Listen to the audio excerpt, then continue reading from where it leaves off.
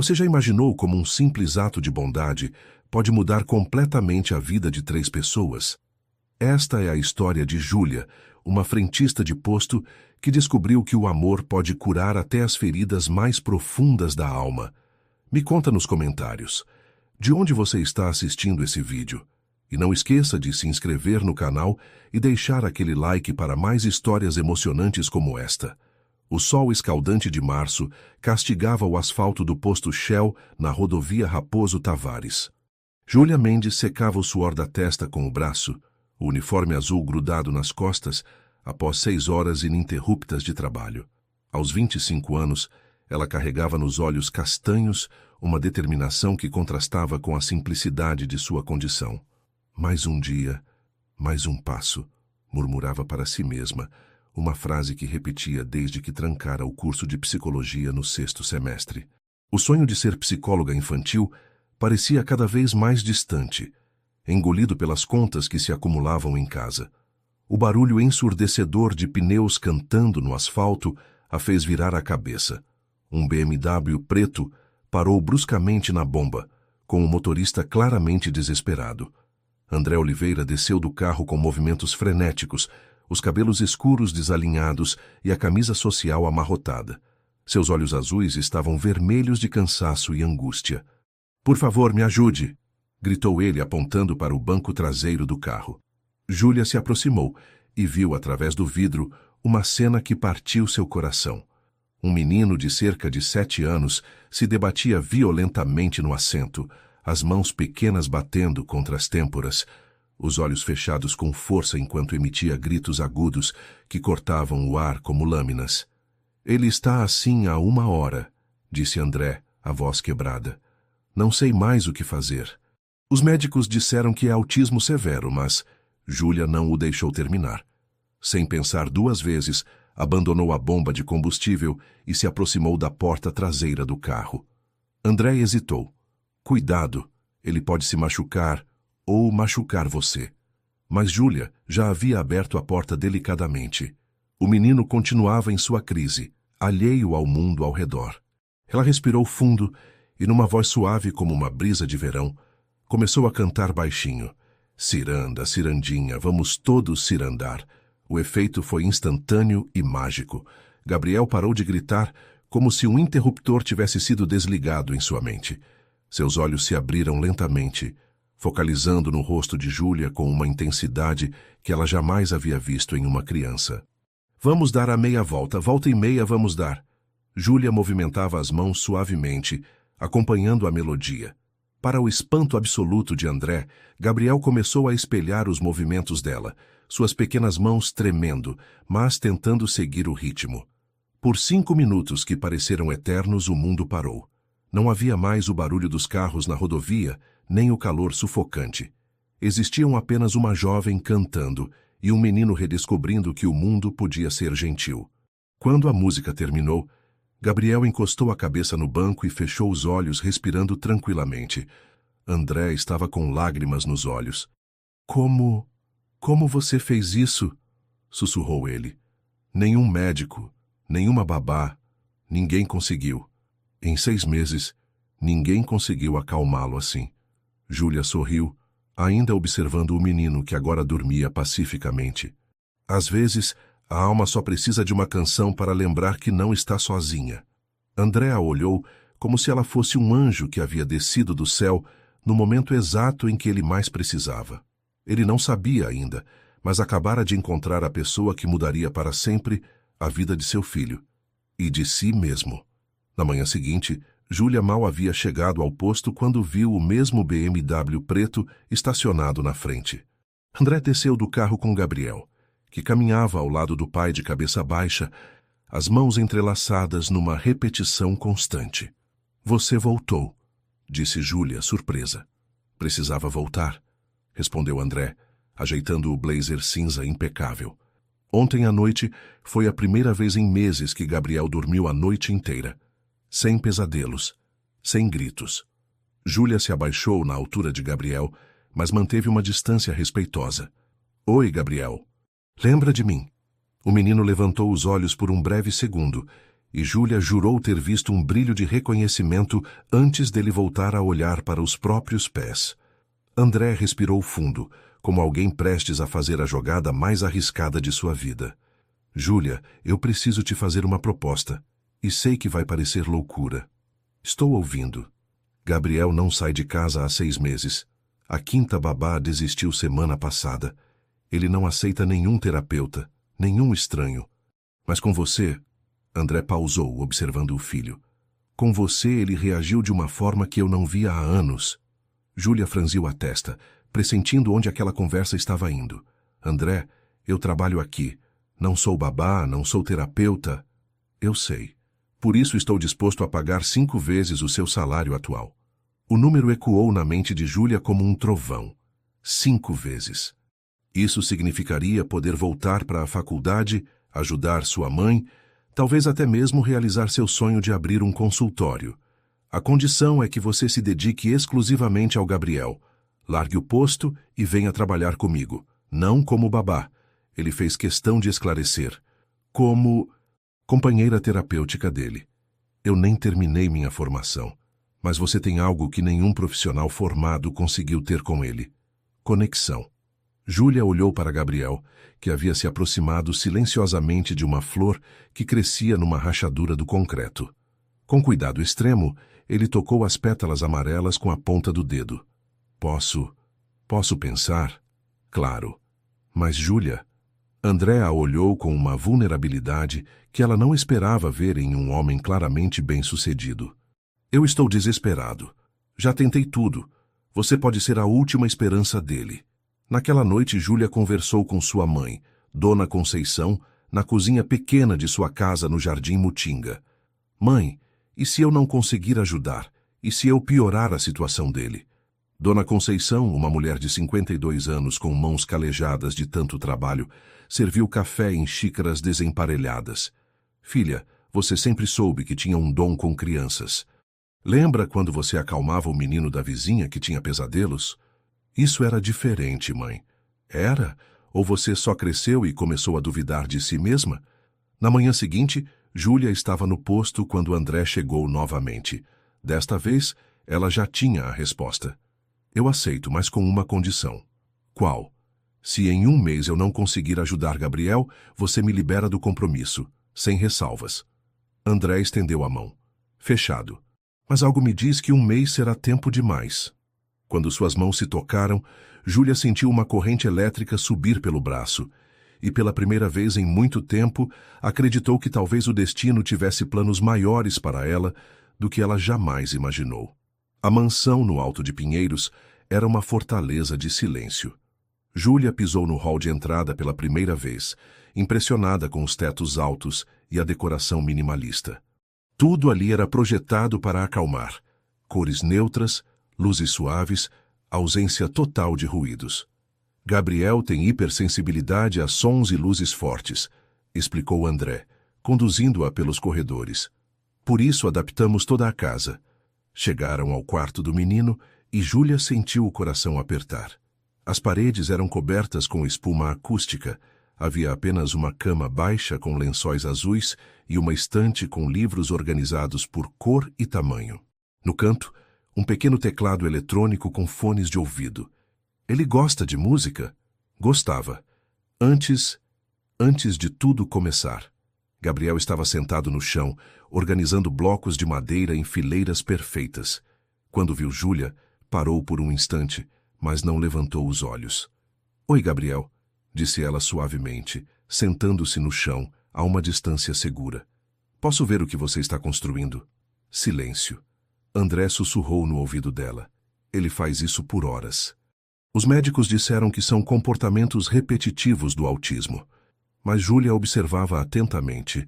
Havia algo na forma como Gabriel organizava os blocos. Não era aleatório. Era musical. Blocos pequenos, médios, grandes, como notas em uma partitura. Você está fazendo música com os blocos, disse ela, mais para si mesma do que para ele. Gabriel parou imediatamente. Pela primeira vez, levantou os olhos e a encarou diretamente.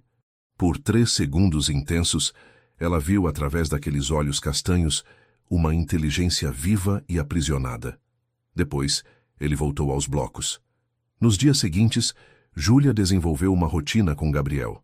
Chegava às 8 horas, quando ele tomava café, sempre a mesma tigela azul, sempre cereal com leite morno. Às 9 horas, ele assistia ao mesmo desenho animado por exatos 30 minutos. Às 10 horas, brincava com os blocos. Foi na segunda semana que ela decidiu tentar algo diferente. Gabriel, disse ela, sentando-se ao piano eletrônico, posso tocar uma música? Ele não respondeu, mas também não se afastou. Júlia começou a tocar uma melodia simples, a mesma ciranda que havia cantado no posto. Gabriel parou de organizar os blocos e ficou escutando. Então algo extraordinário aconteceu. Gabriel se levantou, caminhou até o piano e tocou uma única tecla. A nota se harmonizou perfeitamente com a melodia de Júlia. Você tem ouvido absoluto, murmurou ela, maravilhada. Durante os minutos seguintes, Gabriel tocou várias notas, sempre em harmonia com o que Júlia estava tocando. Era como se eles estivessem tendo uma conversa musical. André, que observava da porta, tinha lágrimas nos olhos. Ele não tocava piano há 3 anos, sussurrou. Naquela noite, quando André levou Júlia para casa, eles conversaram no carro. Como você sabia que ele tinha talento musical? Eu não sabia, apenas observei.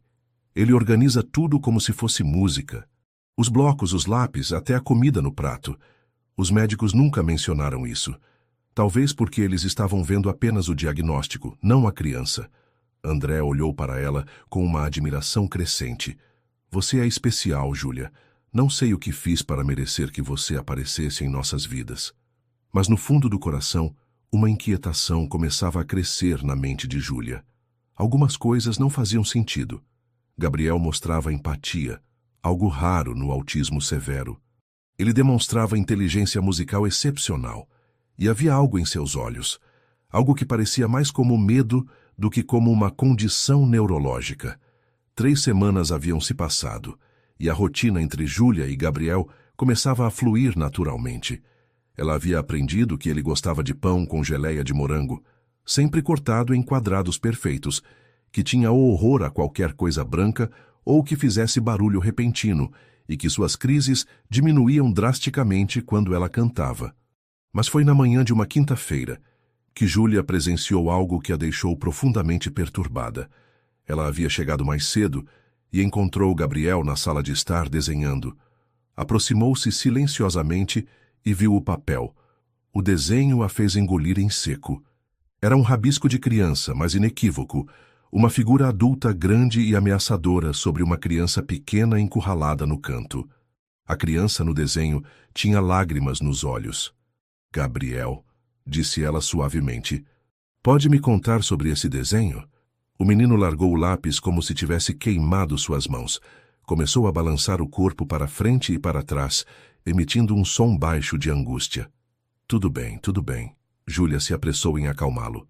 Não precisa falar sobre isso agora. Mas ela guardou o desenho. Naquela mesma semana, outro episódio estranho aconteceu. Júlia estava na cozinha preparando o lanche de Gabriel, quando viu pela janela um entregador de farmácia chegando. O homem vestia um jaleco branco. Gabriel, que estava brincando tranquilamente na sala, viu o entregador através da porta de vidro e entrou em pânico total. Correu para debaixo da mesa da sala e se encolheu em posição fetal, gritando, "Não! Não! Por favor, não!" Foram as primeiras palavras que Júlia o ouviu falar. André chegou correndo das escadas, alarmado. O que aconteceu? O entregador... Gabriel viu o jaleco branco e... André dispensou rapidamente o entregador e se abaixou ao lado da mesa. Gabriel, filho, está tudo bem. Não há ninguém aqui. Levaram 20 minutos para Gabriel se acalmar. Quando finalmente saiu de debaixo da mesa, estava tremendo. Naquela noite, Júlia não conseguiu dormir. Pegou os livros de psicologia que ainda tinha da faculdade e começou a pesquisar. Autismo severo não costumava incluir medos específicos tão intensos relacionados a figuras de autoridade médica. Nem crianças no espectro autista costumavam demonstrar o nível de empatia que Gabriel mostrava quando ela estava triste ou cansada. Na semana seguinte, ela decidiu investigar mais profundamente. André, disse ela enquanto Gabriel dormia, você tem fotos de Gabriel bebê? Claro. Por quê?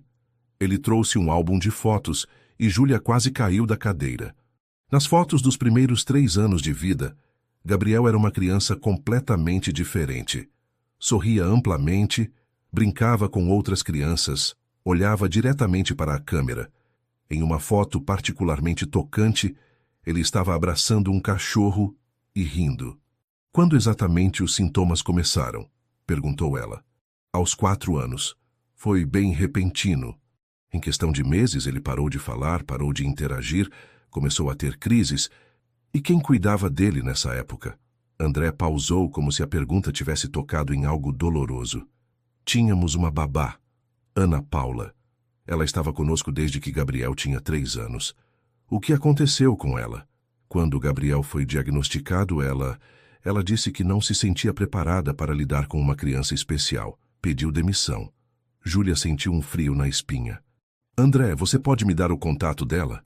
Talvez ela possa me contar como Gabriel era antes, o que observou durante a transição. Eu acho que perdi o contato dela. Foi há muito tempo. Mas Júlia notou algo na voz de André. Uma hesitação, como se ele estivesse escondendo algo. Naquela noite, ela tomou uma decisão. Iria descobrir o que realmente havia acontecido com Gabriel, porque cada vez mais ela tinha certeza de que não se tratava de autismo. Tratava-se de trauma. Júlia chegou na manhã seguinte, com uma determinação renovada. Gabriel estava na sua rotina matinal tomando café na tigela azul, mas ela notou que ele a observava pelos cantos dos olhos, algo que crianças com autismo severo raramente faziam. Gabriel, disse ela sentando-se à mesa com ele, você gosta de quebra-cabeças? Ele parou de comer e a olhou diretamente. Um pequeno aceno de cabeça. Júlia tirou da bolsa um quebra-cabeça simples de 24 peças, com a imagem de um parque. Podemos montar juntos? Durante a próxima hora, ela observou Gabriel trabalhar. Suas habilidades cognitivas eram excepcionais para a idade.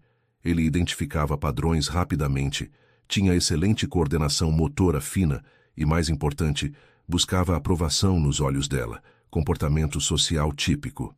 Você é muito inteligente, Gabriel, disse ela quando terminaram. Por um momento, ela viu algo que a deixou sem fôlego. Gabriel sorriu, um sorriso genuíno, rápido, mas real. André desceu para o café e encontrou os dois terminando o quebra-cabeças. Ele fez isso sozinho? Perguntou, impressionado. Fizemos juntos. André, posso conversar com você reservadamente? Na cozinha, Júlia foi direta. Preciso saber mais sobre Ana Paula, onde ela trabalhava antes, como vocês a conheceram. Qualquer coisa que você lembre. André suspirou, mexendo o café com mais força do que necessário. Por que você quer saber sobre ela? Porque algo não fecha, André. Gabriel não se comporta como uma criança com autismo severo. Ele demonstra empatia, busca conexão social, tem habilidades cognitivas avançadas e o medo específico de pessoas de jaleco branco. Os médicos explicaram que... Que médicos? Você pode me mostrar os laudos? André hesitou tanto tempo que Júlia soube que havia tocado em algo importante. Está bem, disse ele finalmente. Os laudos estão no escritório. Mas, Júlia, eu confio no que você está fazendo com Gabriel. Não quero mexer no passado e atrapalhar o progresso dele. Eu entendo. Mas, André, e se não for autismo? E se for algo que pode ser tratado de forma diferente? Naquela tarde, enquanto Gabriel cochilava, André trouxe uma pasta com documentos médicos. Júlia os leu com atenção e sua desconfiança só aumentou. O primeiro laudo estava assinado por um Dr. Roberto Santana, psiquiatra infantil. O diagnóstico havia sido feito em apenas 2 consultas, o que era extremamente rápido para autismo. Além disso, alguns sintomas descritos não batiam com o que ela observava em Gabriel. André, você pode me dar o telefone deste médico? Gostaria de conversar com ele sobre o tratamento. Ele se mudou do país logo depois do diagnóstico. Foi para Portugal, eu acho. Outra resposta evasiva. Naquela noite, Júlia fez algo que sabia ser arriscado. Usando o computador de sua mãe, pesquisou o nome Dr. Roberto Santana. junto com um psiquiatra infantil São Paulo. O que encontrou a deixou gelada. Não havia nenhum Dr. Roberto Santana registrado no Conselho Regional de Medicina de São Paulo. O CRM que constava nos laudos não existia. Os documentos eram falsos. Na manhã seguinte, ela chegou mais cedo na casa de André. Gabriel ainda estava dormindo. Ela encontrou André na cozinha, tomando café e mexendo no celular. André, precisamos conversar. Ele olhou para ela e deve ter visto algo em sua expressão, porque pálido. O que foi? O Dr. Roberto Santana não existe. Os laudos de Gabriel são falsos. A xícara de café escorregou das mãos de André e se estilhaçou no chão. Por um longo momento, eles se encararam em silêncio. Júlia, Quem realmente diagnosticou Gabriel? E por que você mentiu para mim? André se curvou sobre o balcão, como se o peso do mundo tivesse caído sobre seus ombros. Foi Ana Paula, sussurrou ele. Ela que trouxe esses laudos. Disse que conhecia um médico que poderia ajudar Gabriel sem precisar interná-lo ou submetê-lo a tratamentos invasivos. E você não desconfiou? Eu estava desesperado, Júlia. Gabriel havia mudado completamente da noite para o dia. Ana Paula parecia entender dele. Dizia que já havia cuidado de outras crianças assim. A verdade começava a se desenhar na mente de Júlia, e ela era mais terrível do que qualquer coisa que pudesse imaginar. André, disse ela lentamente. Você sabe onde Ana Paula está agora? Não. Depois que ela saiu, nunca mais a procurei. Estava focado em cuidar de Gabriel. Então nós vamos encontrá-la. Durante os 3 dias seguintes, Júlia se transformou em uma detetive particular.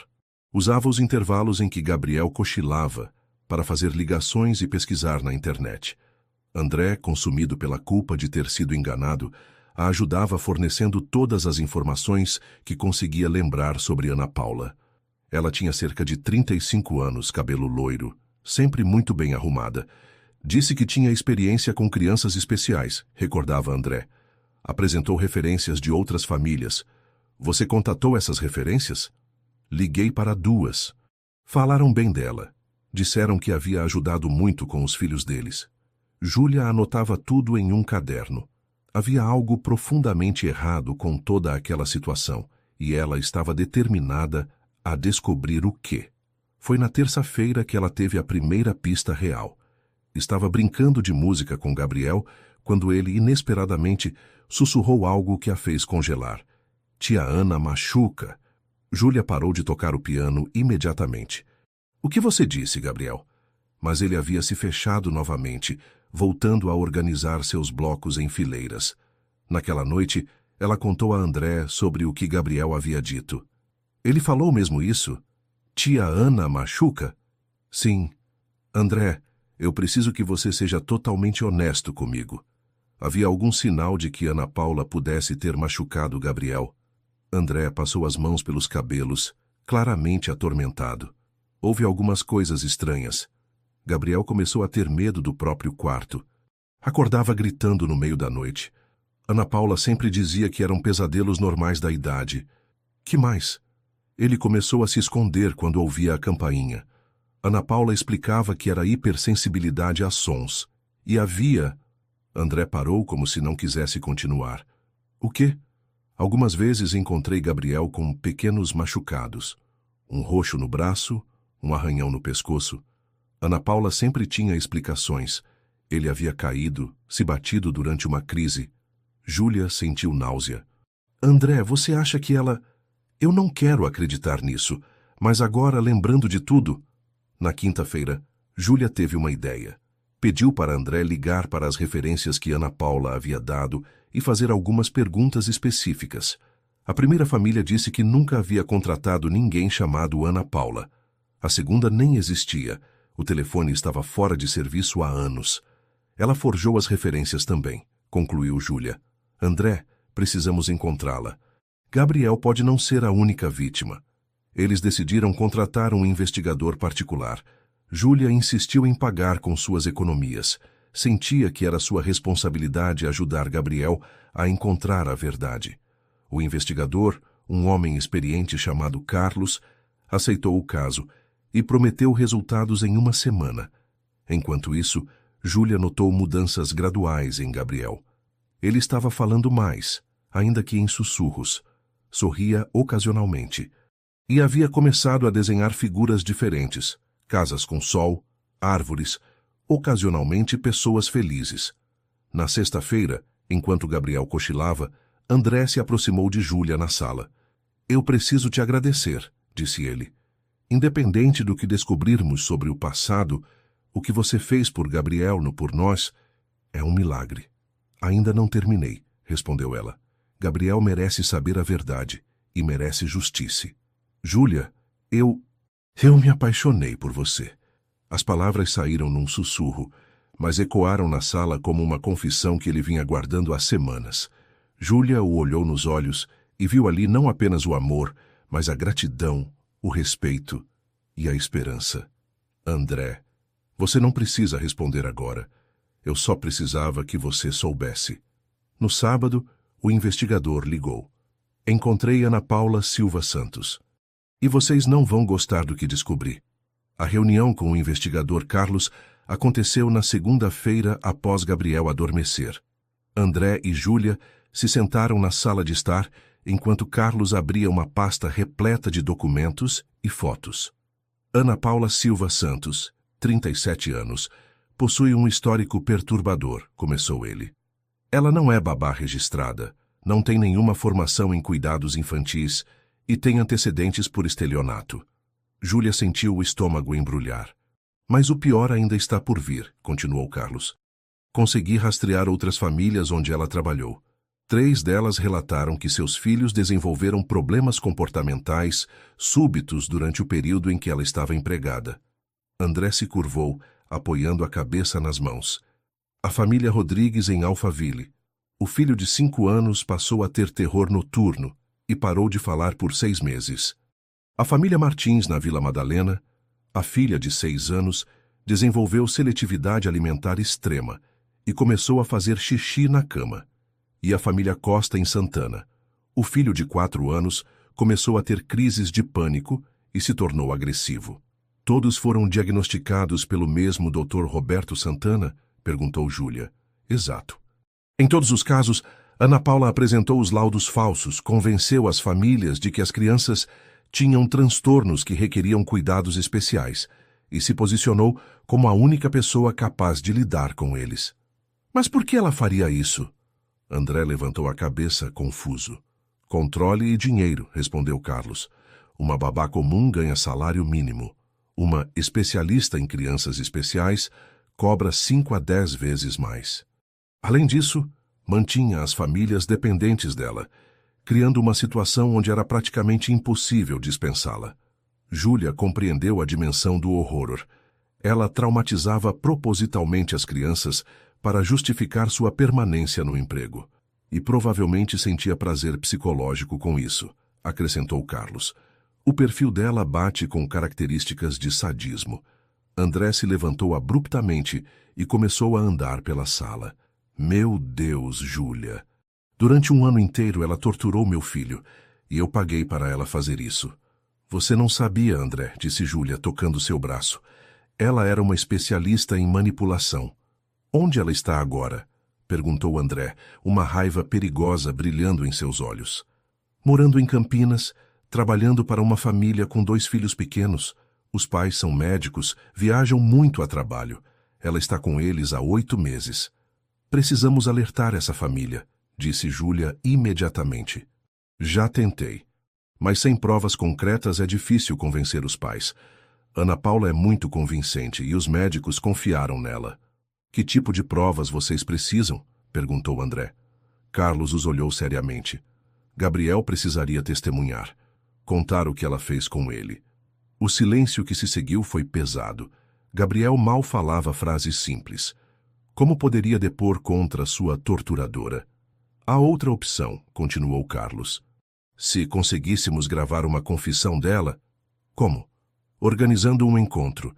Ana Paula não sabe que vocês descobriram a verdade. Poderíamos fazê-la acreditar que Gabriel ainda está doente e que vocês precisam de sua ajuda novamente. Júlia considerou a possibilidade. É perigoso, e se ela suspeitar? É um risco que precisamos correr, disse André. Por Gabriel. e pelas outras crianças que ela pode estar traumatizando agora. Naquela noite, depois que Carlos foi embora, Júlia subiu para ver Gabriel. Ele estava dormindo tranquilamente, o rosto sereno, iluminado pela luz suave do abajur.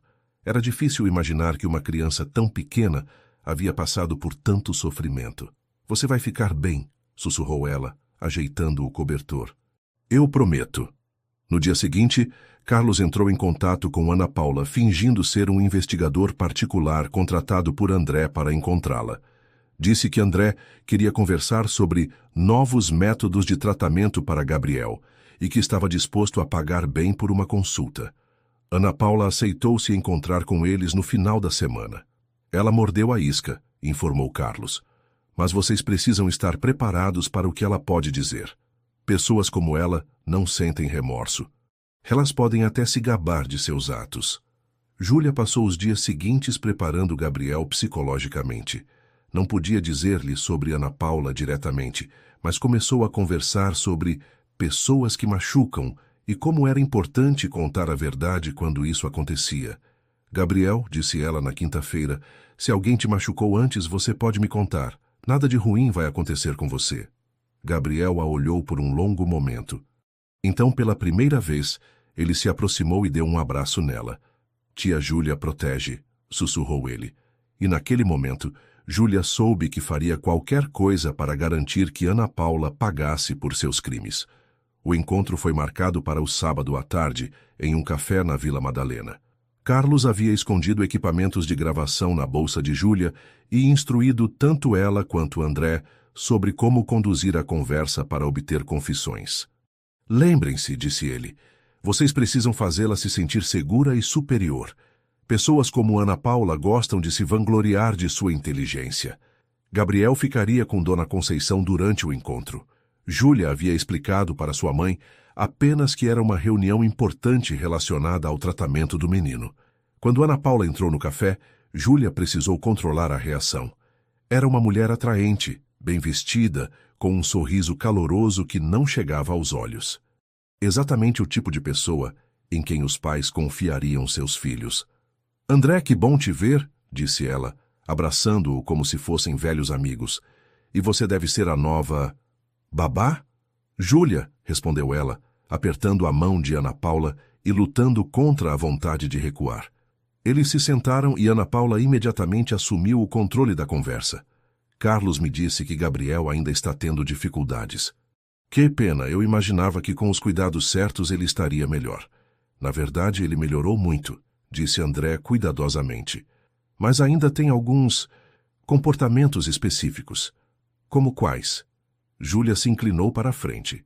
"Ele tem muito medo de pessoas de jaleco branco e às vezes diz coisas estranhas sobre uma tia Ana." Por uma fração de segundo, Júlia viu algo sombrio passar pelos olhos de Ana Paula, mas ela recuperou a compostura rapidamente. "Crianças têm imaginação fértil, não é? Especialmente as que têm transtornos de desenvolvimento. O estranho é que ele parece melhor sem medicação", continuou André.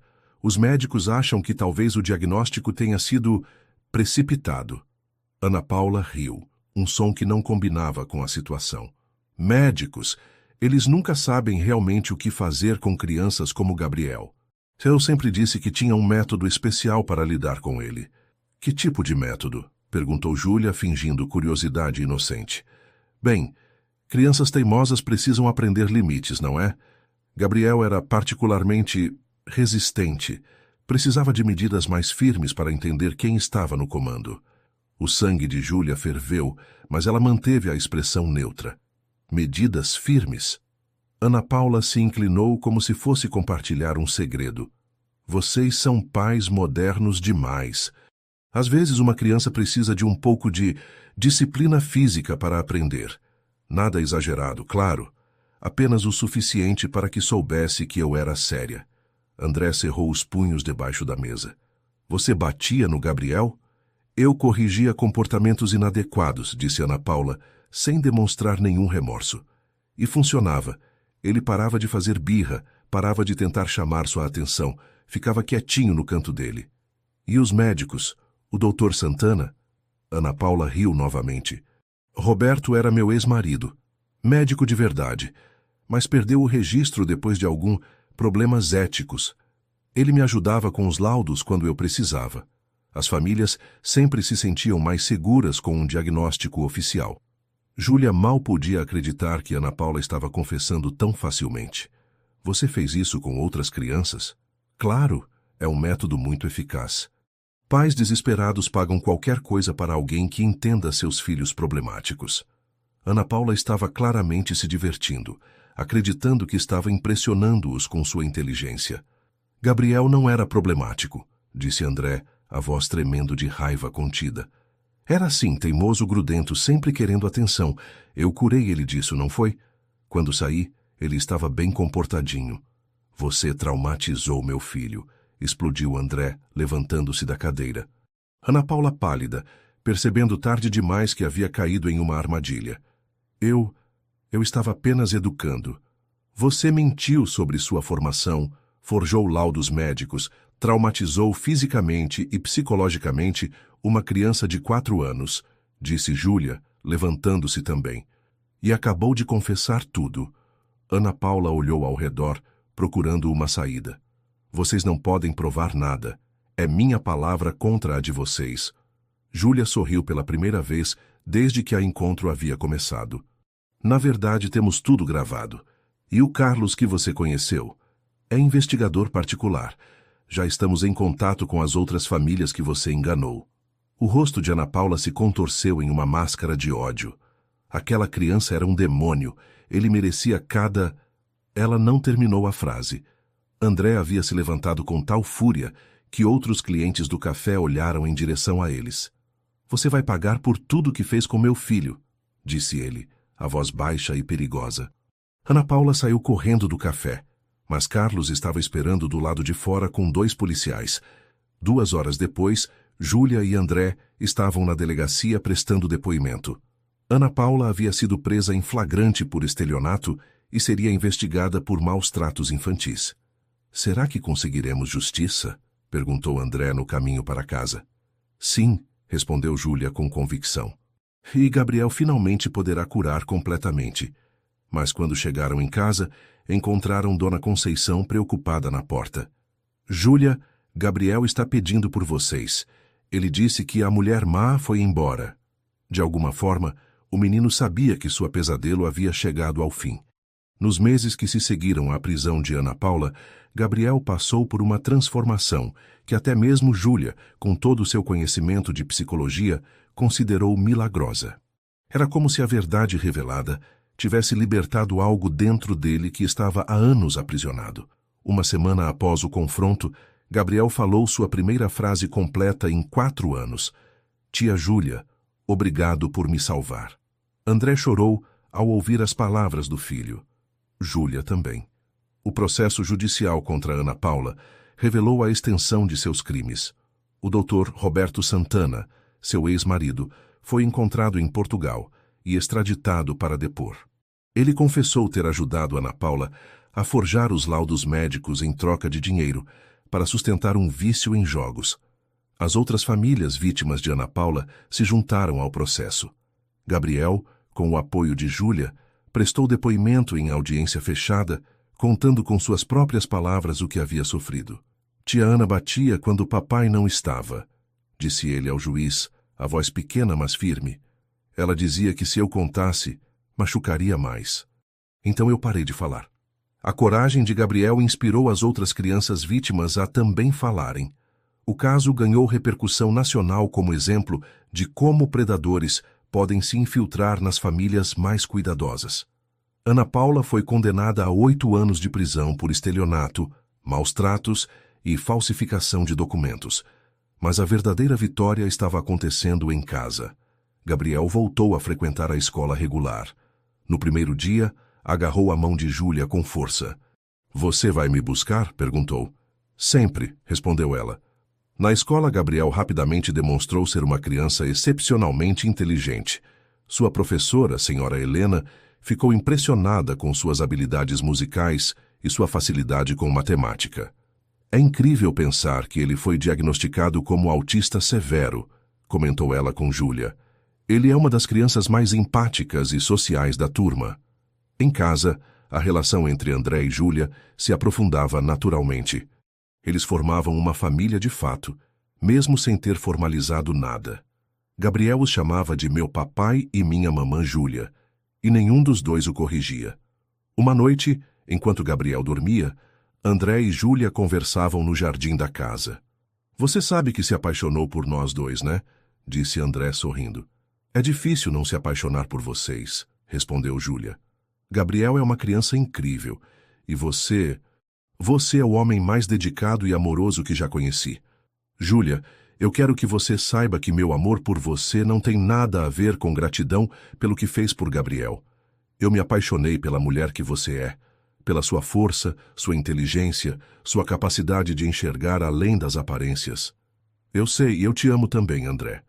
E amo Gabriel como se fosse meu próprio filho. Na verdade, disse André tirando uma pequena caixa do bolso, eu estava esperando ele estar melhor para fazer isso oficialmente. Júlia olhou para a caixa, o coração disparando. André, Júlia Mendes, você quer se casar comigo e ser oficialmente a mãe do Gabriel? Antes que ela pudesse responder, ouviram uma voz vinda da janela do quarto de Gabriel. Fala que sim, mamã Júlia. Eles riram, olhando para cima e vendo o menino espiando pela persiana. Parece que alguém não estava dormindo, disse André. E parece que alguém está ansioso pela resposta, respondeu Júlia. Ela olhou para o homem que havia aprendido a amar e para a janela onde estava a criança que já considerava seu filho. Sim, disse ela. 1000 vezes sim. Gabriel gritou de alegria do quarto e eles subiram correndo para abraçá-lo. Mas ainda havia uma última surpresa na jornada deles.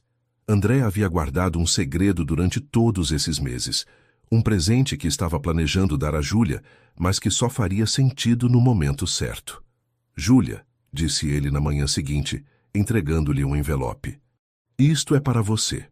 Dentro do envelope havia documentos de matrícula para terminar o curso de psicologia na PUC-SP, com todas as mensalidades pagas antecipadamente. André, eu não posso aceitar isso. Você vai aceitar sim, porque o mundo precisa de mais psicólogas como você, e porque você tem um sonho que merece ser realizado. Gabriel, que estava tomando café, levantou os olhos dos cereais. Mamã Júlia vai virar doutora igual você queria? Vou sim, meu amor. Aí você pode ajudar outras crianças como me ajudou? Júlia ajoelhou ao lado da cadeira dele. É exatamente isso que eu vou fazer. E pela primeira vez em muito tempo, Júlia sentiu que todos os seus sonhos estavam ao alcance das mãos. 18 meses se passaram desde o dia em que Júlia conheceu Gabriel no posto de gasolina. A casa no Alto de Pinheiros havia se transformado em um lar cheio de risadas, música e vida. Gabriel, agora com quase 9 anos, tocava piano como um pequeno prodígio. Suas composições, embora simples, carregavam uma emotividade que impressionava todos que as ouviam. Ele havia começado a dar pequenos recitais na escola e sua confiança crescia a cada apresentação. Mamã Júlia, disse ele numa manhã de sábado enquanto praticava no piano, posso compor uma música para o seu casamento? Júlia, que estava organizando os últimos detalhes da cerimônia, sorriu. Claro, meu amor. Seria a maior honra ter uma música sua no nosso casamento. O casamento estava marcado para o mês seguinte. Seria uma cerimônia simples, no jardim da casa, com poucos convidados, principalmente a família de Júlia e alguns colegas de trabalho de André. Gabriel seria o pajem, uma decisão que o deixou radiante de orgulho. Júlia havia se formado em psicologia 3 meses antes, com distinção magna cum laude. Sua monografia sobre trauma infantil disfarçado, quando diagnósticos escondem abuso, havia sido publicada em uma revista científica e estava sendo citada por outros pesquisadores. Durante a formatura, Gabriel segurou uma faixa que dizia "Minha mamã é doutora". E André filmou tudo com lágrimas nos olhos. "Estou tão orgulhoso de vocês dois", disse ele naquela noite. Mas o presente de formatura de André foi ainda mais especial. A proposta de abrirem juntos uma clínica especializada em trauma infantil. Você tem o conhecimento técnico, eu tenho o capital e a experiência em gestão, explicou ele. E Gabriel pode ser nosso consultor sobre o que realmente funciona para crianças que passaram por situações difíceis. Gabriel levou a proposta muito a sério. Vocês precisam ter brinquedos legais na clínica, disse ele. E um piano. E biscoitos. Criança triste precisa de biscoito. A clínica estava sendo montada em um casarão reformado na Vila Madalena. Teria 5 consultórios, uma sala de atividades lúdicas, um pequeno auditório para musicoterapia e até mesmo um jardim sensorial para crianças com necessidades especiais. O nome havia sido sugestão de Gabriel. Instituto Esperança, onde crianças aprendem a sonhar de novo. Júlia estava revisando os últimos detalhes da decoração quando recebeu uma ligação que a emocionou profundamente. Era a senhora Helena, professora de Gabriel. Júlia, você precisa saber de uma coisa. Gabriel tem usado os intervalos na escola para conversar com crianças que estão passando por dificuldades. Ontem, ele consolou uma menina nova que estava sendo intimidada pelos colegas. O que ele fez? Sentou ao lado dela e disse: eu sei como é se sentir assustada, mas sempre tem alguém que vai te proteger. Você só precisa encontrar essa pessoa. Depois ele trouxe ela até mim e pediu para eu cuidar da situação. Júlia sentiu os olhos marejarem. Gabriel está virando terapeuta antes mesmo de crescer, disse senhora Helena. A experiência dele está ajudando outras crianças a se abrirem sobre seus próprios problemas. Naquela noite, Júlia conversou com Gabriel sobre o que havia acontecido na escola. Por que você ajudou a menina nova? Gabriel pensou por um momento antes de responder. Porque quando eu estava muito triste, você apareceu e me ajudou. Agora eu quero ajudar outras crianças também. E como você soube o que dizer para ela? Eu lembrei do que você sempre dizia, que todo mundo merece se sentir seguro e amado. André, que estava ouvindo da porta, se aproximou e abraçou os dois. Vocês sabem o que isso significa? Disse ele. Gabriel não só se curou do trauma, ele transformou sua dor em uma ferramenta para ajudar outros. Uma semana antes do casamento, eles receberam uma visita inesperada. Era a senhora Costa, mãe de uma das outras crianças vítimas de Ana Paula. Vim agradecer pessoalmente, disse ela com lágrimas nos olhos. Meu filho Miguel finalmente começou a falar sobre o que Ana Paula fez com ele. Foi a coragem de Gabriel que inspirou ele a se abrir. Miguel, de 6 anos, havia se escondido atrás da mãe, mas Gabriel se aproximou dele devagar. Quer ver meu quarto? Perguntou Gabriel. Tem uns carrinhos legais lá em cima. Os 2 meninos subiram juntos, e logo se ouviam risadas vindo do andar de cima. É incrível, disse a senhora Costa para Júlia. Miguel não ria assim há 2 anos. Quando ela foi embora, Gabriel desceu correndo. Mamã Júlia, posso perguntar uma coisa? Claro. Quando você abrir a clínica, pode ensinar outros adultos a ajudar crianças como eu e o Miguel? O que você quer dizer? Tipo, uma escola para adultos aprenderem a cuidar de crianças machucadas. Aí não vai ter mais gente má igual a tia Ana. André e Júlia se olharam, impressionados com a maturidade e a sabedoria do menino. Sabe de uma coisa, Gabriel? Disse Júlia. Essa é uma ideia brilhante. E você acabou de nos dar o projeto mais importante da nossa clínica. E assim, 3 vidas que se encontraram por acaso numa manhã quente de março estavam prestes a construir algo que mudaria a vida de centenas de outras crianças. O amor havia curado Gabriel. E agora Gabriel iria ajudar o amor a curar muitas outras crianças. Na véspera do casamento, enquanto Júlia fazia os últimos ajustes no vestido simples que havia escolhido, Gabriel bateu na porta do quarto. Posso entrar? Tenho uma surpresa. Claro, meu amor. Gabriel entrou carregando um envelope decorado com desenhos coloridos. Escrevi uma carta para você. Papai me ajudou com algumas palavras difíceis. Júlia se sentou na cama e abriu cuidadosamente o envelope. Dentro havia uma folha com a letra caprichada de Gabriel. Querida mamã Júlia, amanhã você vai ser minha mãe de verdade no papel também.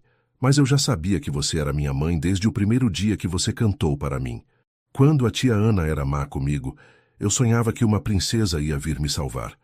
Eu não sabia que a princesa ia ser uma moça que trabalhava no posto de gasolina. Você me ensinou que falar a verdade não machuca e que pessoas boas existem de verdade. Agora eu quero ajudar outras crianças a acreditar nisso também. Obrigado por me dar uma família de novo. Com amor, Gabriel, seu filho para sempre. Júlia precisou pausar várias vezes para enxugar as lágrimas antes de conseguir terminar de ler. Gabriel, Essa é a carta mais linda que já recebi na vida. Tem mais uma coisa, disse ele, tímido. Posso te mostrar a música que compus? Eles desceram para a sala onde Gabriel se sentou ao piano. André apareceu na escada, provavelmente atraído pelo som das teclas. Esta música se chama A Canção da Nossa Família, anunciou Gabriel solenemente. A melodia que ele tocou era simples, mas profundamente emotiva. Começava melancólica, representando os tempos difíceis, depois evoluía para notas mais alegres e esperançosas, culminando em um finale triunfante que celebrava o amor e a união. Quando terminou, o silêncio na sala foi quebrado apenas pelos soluços emocionados de Júlia e André. Gabriel, disse André, a voz embargada, essa música é perfeita. Ela conta a nossa história inteira. Você realmente vai tocá-la amanhã? Perguntou Júlia. Claro, e você sabe o que mais? Vou dedicar ela para todas as famílias que se encontram quando mais precisam. Na manhã do casamento, a casa estava em festa. Dona Conceição havia chegado cedo para ajudar com os preparativos e estava radiante vendo a filha realizar todos os seus sonhos. Júlia, disse ela enquanto ajudava a filha a colocar o véu, seu pai estaria tão orgulhoso. Você encontrou uma família que te merece. Gabriel estava impecável em seu terno pequeno, com uma gravata azul que combinava com os olhos de André. Ele havia insistido em usar um distintivo especial que ele mesmo havia desenhado, filho oficial. A cerimônia foi íntima e emocionante. Quando Gabriel tocou sua composição, não havia olho seco entre os convidados. Mesmo o juiz que presidia a cerimônia precisou pausar para se recompor. André e Júlia, disse Gabriel quando chegou sua vez de falar como pajem, vocês prometem cuidar um do outro e de mim para sempre? Prometemos, responderam eles em uníssono. Então eu declaro vocês marido e mulher e minha família. A declaração não oficial de Gabriel arrancou risadas e aplausos de todos os presentes, mas a maior surpresa da noite estava ainda por vir. Durante a pequena festa no jardim, André pediu a atenção de todos.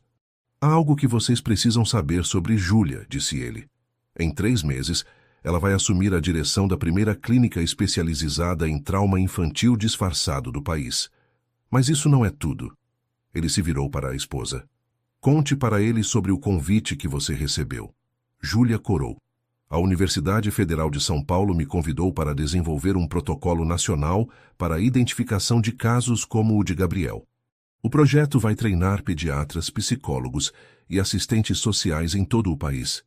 Os aplausos foram entusiasmados, mas Gabriel levantou a mão como se estivesse na escola.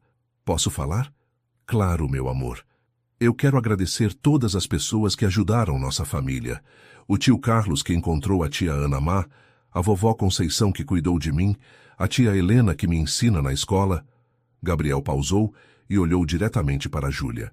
Mas principalmente quero agradecer a mamãe Júlia, que me ensinou que mesmo quando pessoas ruins machucam a gente, sempre tem pessoas boas para consertar o que quebrou. Ele então se virou para todos os convidados. E agora eu quero falar uma coisa importante. Se vocês conhecem alguma criança que está triste ou com medo, por favor ajudem ela, porque toda criança merece ter uma família que ama ela de verdade. O discurso espontâneo de Gabriel recebeu uma ovação de pé. Várias pessoas estavam chorando abertamente. Mais tarde naquela noite, quando os convidados já haviam ido embora e Gabriel dormia profundamente, André e Júlia se sentaram no jardim, onde tudo havia começado meses antes. Você acredita que há 1 ano você era uma frentista de posto e eu era um pai desesperado com um filho que ninguém conseguia ajudar? Disse André. E agora somos uma família que vai dedicar a vida a ajudar outras famílias, respondeu Júlia. Gabriel estava certo desde o início, disse André. Você não era uma babá que eu contratei. Você era a mãe que ele estava esperando. E vocês dois eram a família que eu nem sabia que estava procurando. Eles ficaram em silêncio por um momento, contemplando as estrelas. André, posso te contar um segredo? Claro. No dia que conheci Gabriel, eu havia decidido desistir do sonho de ser psicóloga. Achava que nunca ia conseguir pagar a faculdade. E o que mudou? Gabriel. Quando vi aquele menino sofrendo, eu soube que tinha que encontrar um jeito de ajudar. Ele me deu propósito. E você deu esperança para nós dois. Nas janelas do andar de cima, uma luz suave se acendeu. Gabriel havia acordado e estava olhando para eles do quarto. Acho que alguém quer se certificar de que não vamos a lugar nenhum, disse Júlia, acenando para ele. Gabriel acenou de volta e logo a luz se apagou novamente. Sabe o que mais? Disse André. Tenho a sensação de que nossa história está apenas começando. E ele estava certo, porque o amor verdadeiro não tem fim. Ele apenas se multiplica e cria novas histórias para serem contadas. 2 anos após o casamento, o Instituto Esperança havia se tornado referência nacional no tratamento de trauma infantil. A clínica atendia mais de 200 crianças por mês e havia uma fila de espera de 6 meses para consultas com Júlia. Gabriel, agora com 11 anos, havia se tornado uma pequena celebridade no mundo da psicologia infantil. Ele participava de palestras e conferências, sempre ao lado de Júlia, compartilhando sua história e inspirando outros profissionais. A diferença entre a tia Ana e a mamã Júlia, explicava ele para uma plateia de psicólogos em São Paulo, é que a tia Ana queria me quebrar e a mamã Júlia me ajudou a me consertar. E agora eu ajudo a consertar outras crianças também. O protocolo desenvolvido por Júlia já estava sendo implementado em 15 estados brasileiros. Dezenas de casos similares ao de Gabriel haviam sido identificados e resolvidos, poupando inúmeras crianças de anos de sofrimento desnecessário. Mas a história mais tocante chegou numa manhã chuvosa de terça-feira. Júlia estava atendendo em seu consultório quando a recepcionista a informou que havia uma família na sala de espera que insistia em falar com ela pessoalmente. Disseram que é urgente e que conhecem o Gabriel, informou a recepcionista. Júlia saiu para a recepção e encontrou um casal jovem com uma menina de cerca de 6 anos. A criança estava escondida atrás da mãe, exatamente como Gabriel costumava fazer. Doutora Júlia, disse o homem visivelmente emocionado. Sou Carlos Rodrigues. Minha filha Sofia foi vítima de uma situação similar à do Gabriel. Júlia convidou a família para sua sala e ouviu a história que já se tornara tristemente familiar. Uma babá que se apresentara como especialista, uma criança que desenvolvera problemas comportamentais súbitos, laudos médicos que não faziam sentido. Como vocês descobriram a verdade? Perguntou Júlia. Vimos Gabriel falando na televisão sobre sua experiência, disse a mãe, Caroline. Sofia estava assistindo conosco e de repente disse, esse menino entende. A tia Sara também era má comigo. Sofia, que até então havia permanecido em silêncio, olhou para Júlia com olhos que ela reconheceu imediatamente. O mesmo misto de medo e esperança que havia visto em Gabriel anos antes. Sofia, disse Júlia suavemente, você gostaria de conhecer o Gabriel? Ele tem uma experiência parecida com a sua. A menina acenou timidamente. Júlia ligou para casa e pediu para André trazer Gabriel à clínica. 1 hora depois, Gabriel entrou na sala com sua naturalidade característica.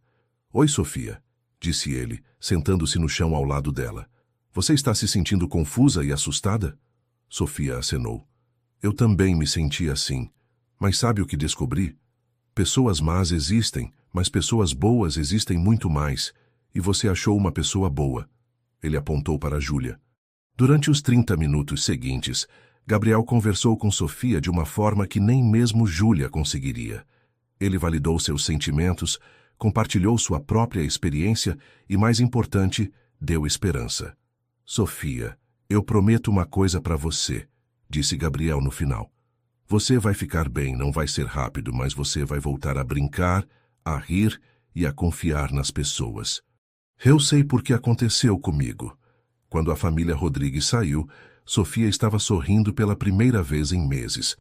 Gabriel, disse Júlia naquela noite, você tem um dom especial para ajudar outras crianças. É porque eu entendo elas, respondeu ele simplesmente. Quando você passa por uma coisa ruim, você aprende a reconhecer quando outra pessoa está passando pela mesma coisa. André, que havia observado toda a interação, teve uma ideia. E se criássemos um programa de mentoria? Crianças que se recuperaram de traumas ajudando outras crianças que estão começando o processo de cura? Tipo um clube de crianças corajosas? Perguntou Gabriel animado. Exatamente, disse Júlia. Com você como coordenador. O Clube dos Corajosos foi lançado 3 meses depois. Gabriel treinava outras crianças que haviam superado traumas para serem mentoras de novos pacientes. O programa foi tão bem sucedido que outras clínicas pelo país começaram a implementar versões similares. Mas o momento mais especial chegou no aniversário de 5 anos do encontro entre Júlia e Gabriel. Eles estavam celebrando em casa quando Gabriel pediu para fazer um anúncio. Papai, mamãe Júlia, vocês sabem que eu amo vocês, né? Claro, meu amor. E vocês sabem que eu estou muito feliz com nossa família? Sabemos, disse André. Então eu decidi uma coisa. Quando eu crescer, quero estudar psicologia igual a mamãe Júlia. Mas não para ser psicólogo comum. Para quê, então? Perguntou Júlia. Gabriel sorriu com aquele brilho especial nos olhos. Quero inventar uma máquina que descobre quando adultos estão mentindo para crianças. Aí nunca mais vai ter criança sofrendo igual eu sofri. Júlia e André se entreolharam, impressionados mais uma vez com a maturidade e a bondade de Gabriel. Sabe de uma coisa, meu filho? Disse André. Se alguém pode inventar uma máquina dessas, esse alguém é você. E naquele momento, Júlia teve certeza de que Gabriel não apenas havia se curado completamente de seu trauma, ele havia transformado sua dor no combustível para uma missão de vida que salvaria milhares de outras crianças. O menino que um dia havia sido silenciado pelo medo, agora usava sua voz para dar voz a tantos outros. Gabriel estava completando 13 anos quando receberam uma ligação que mudaria tudo mais uma vez. Era de um jornalista investigativo chamado Ricardo Pontes, que estava fazendo uma matéria especial sobre Ana Paula e havia descoberto algo chocante. Doutora Júlia, preciso conversar com vocês urgentemente. Descobri algo sobre Ana Paula que vai além de tudo o que imaginávamos. A reunião foi marcada para o sábado no Instituto Esperança. Ricardo chegou com uma pasta volumosa e uma expressão grave. Primeiro, quero que saibam que Ana Paula foi encontrada morta na prisão há 3 meses. Suicídio, segundo os laudos oficiais. André e Júlia ficaram chocados, mas Gabriel, surpreendentemente, permaneceu calmo. Ela não podia mais machucar ninguém, disse ele simplesmente. Gabriel tem razão, continuou Ricardo, mas o que descobri vai muito além. Ana Paula não agia sozinha. Ela fazia parte de uma rede organizada. Ricardo abriu a pasta e mostrou documentos que deixaram todos sem fôlego. Encontramos evidências de que Ana Paula estava conectada a pelo menos 50 outros cuidadores em todo o país. Eles se especializavam em traumatizar crianças para criar dependência das famílias. Como assim? Perguntou Júlia, sentindo náusea. Era um esquema financeiro elaborado. Eles infiltravam babás, cuidadores e até mesmo alguns profissionais de saúde em famílias de classe média alta. Traumatizavam as crianças, criavam diagnósticos falsos e depois se posicionavam como os únicos capazes de lidar com os problemas. André estava pálido. Quantas crianças? Estimamos que mais de 800 crianças em 5 anos. São Paulo, Rio de Janeiro, Brasília, Porto Alegre. Eles tinham células em várias cidades. Gabriel, que havia escutado tudo em silêncio, se levantou. Todas essas crianças ainda estão sofrendo? Muitas, sim. O esquema foi descoberto há pouco tempo. A Polícia Federal está investigando, mas será um processo longo. Gabriel olhou para os pais com uma determinação que eles conheciam bem. Nós temos que ajudar todas elas. Júlia sentiu uma mistura de orgulho e preocupação. Gabriel, meu amor, é uma situação muito complexa. Mamã Júlia, ele a interrompeu. Você lembra o que me disse no primeiro dia que nos conhecemos? Que a alma só precisa de uma canção para lembrar que não está sozinha? Lembro. Então essas 800 crianças precisam da nossa canção. Ricardo sorriu pela primeira vez desde que chegara. Na verdade, Gabriel, é por isso que estou aqui. Quero propor algo a vocês. Ele tirou outro documento da pasta. O Ministério da Saúde está criando uma força-tarefa nacional para identificar e tratar todas as vítimas dessa rede. Eles querem que vocês liderem o projeto. Júlia olhou para André, depois para Gabriel. Seria um compromisso de pelo menos 3 anos, continuou Ricardo. Vocês teriam que viajar pelo país, treinar equipes, implementar protocolos e salvariam centenas de crianças, completou Gabriel. Isso mesmo. André pegou a mão de Júlia. O que você acha? Acho que nossa família tem uma missão maior do que imaginávamos. Gabriel se aproximou deles. Posso participar também? Não como criança, mas como consultor? Eu entendo essas crianças melhor que qualquer adulto. Ricardo acenou positivamente. Na verdade, o Ministério especificamente solicitou a participação de Gabriel. Querem criar um protocolo de terapia por pares. Crianças vítimas ajudando outras crianças vítimas. Naquela noite, depois que Ricardo foi embora, a família se reuniu na sala para tomar a decisão final. É uma responsabilidade enorme, disse André. E vai mudar completamente nossas vidas. Nossas vidas já mudaram completamente desde que nos conhecemos, respondeu Júlia. E sempre foi para melhor. Gabriel, sentado entre os pais no sofá, disse algo que os emocionou profundamente. Sabe o que eu acho? Acho que a tia Ana fez uma coisa muito ruim, mas sem querer ela criou algo muito bom. Como assim? Perguntou Júlia. Se ela não tivesse me machucado, vocês nunca teriam se conhecido. Eu nunca teria virado forte o suficiente para ajudar outras crianças. A clínica nunca teria existido. E agora, nós não poderíamos salvar essas 800 crianças. André abraçou o filho com força. Gabriel, você é a pessoa mais sábia que eu conheço. Então vocês topam? Perguntou Gabriel. A gente vai aceitar a missão? Júlia olhou para os dois homens de sua vida. O marido que a amava incondicionalmente e o filho que havia se tornado sua maior inspiração. Nós topamos, disse ela, porque uma família que foi curada pelo amor tem a obrigação de espalhar essa cura para outros. Gabriel saltou do sofá animado. Então vamos salvar o mundo. André e Júlia riram, mas no fundo sabiam que Gabriel não estava exagerando muito. Eles realmente estavam prestes a salvar o mundo de centenas de crianças. E tudo havia começado com uma simples canção de roda cantada num posto de gasolina numa manhã quente de março. 5 anos depois, a família Oliveira Mendes se tornara lenda nacional. O projeto coordenado por eles havia identificado e tratado com sucesso 847 crianças vítimas da rede criminosa. Gabriel, agora com 18 anos, acabara de ser aceito em psicologia na USP com uma bolsa de estudos integral. Era manhã de domingo e eles estavam em casa pela primeira vez em meses, depois de uma turnê pelo Nordeste implementando protocolos de identificação de trauma infantil.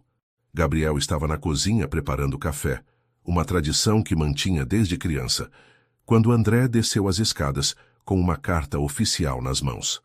Chegou algo importante, disse ele, estendendo o envelope para Júlia. Era do Palácio do Planalto. Júlia abriu e leu em voz alta. A família Oliveira Mendes está convidada para receber a Ordem do Mérito Humanitário por serviços excepcionais prestados à proteção da infância brasileira. Gabriel quase derrubou a cafeteira. Vamos conhecer o presidente? Aparentemente sim, respondeu Júlia, ainda processando a informação. E vamos receber uma medalha? Parece que sim. Gabriel sorriu daquele jeito que ainda derretia o coração dos pais. Posso fazer um discurso? André riu. Tenho certeza de que vão deixar. Uma semana depois estavam em Brasília para a cerimônia. Gabriel, agora um jovem alto e confiante, mas que mantinha a doçura de sempre, havia preparado cuidadosamente suas palavras. Quando chegou sua vez de falar, ele se aproximou do microfone com a naturalidade de quem havia passado anos falando para plateias. Senhoras e senhores, começou ele, há 13 anos, eu era uma criança quebrada que não conseguia falar. Hoje, estou aqui representando centenas de crianças que encontraram sua voz novamente. A plateia estava em silêncio absoluto. Quero contar uma coisa para vocês. Quando minha mãe Júlia me conheceu, eu estava tendo uma crise no banco de trás do carro do meu pai. Ela poderia ter apenas abastecido o carro e seguido sua vida. Mas ela escolheu parar e cantar para mim. Gabriel pausou, emocionado. Essa escolha dela não salvou apenas a minha vida. Salvou a vida de 847 crianças que hoje têm direito de ser felizes por causa do trabalho da nossa família. Ele olhou diretamente para os pais. Papai André me ensinou que amor não é apenas sentimento, é ação. Mamãe Júlia me ensinou que nossa dor pode se transformar na cura de outras pessoas.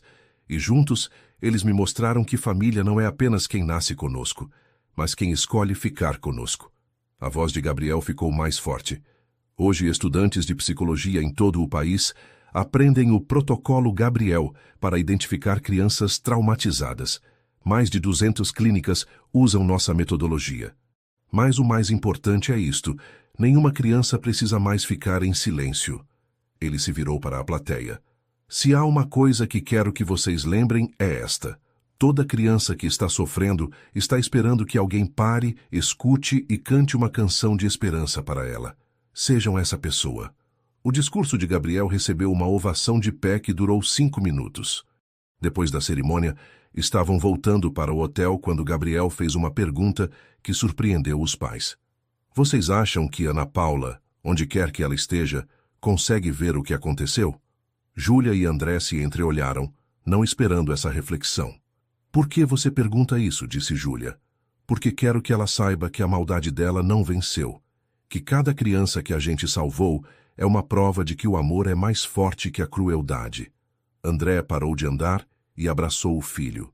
Gabriel, você se transformou no homem mais extraordinário que eu conheço.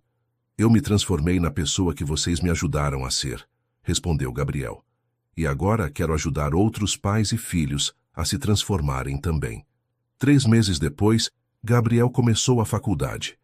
No primeiro dia de aula, a professora de Psicologia do Desenvolvimento pediu para os alunos se apresentarem e contarem por que escolheram o curso. Quando chegou a vez de Gabriel, ele se levantou e disse simplesmente: Meu nome é Gabriel Oliveira Mendes. Eu escolhi Psicologia porque acredito que toda criança machucada pode ser curada com muito amor, e porque quero passar minha vida provando isso. Uma colega levantou a mão. Você é o Gabriel do Instituto Esperança? O menino que ajudou a salvar todas aquelas crianças? Gabriel sorriu. Eu sou uma criança que foi salva e que agora ajuda a salvar outras crianças. E vocês todos podem fazer isso também. Naquela noite em casa, Gabriel encontrou Júlia lendo no jardim.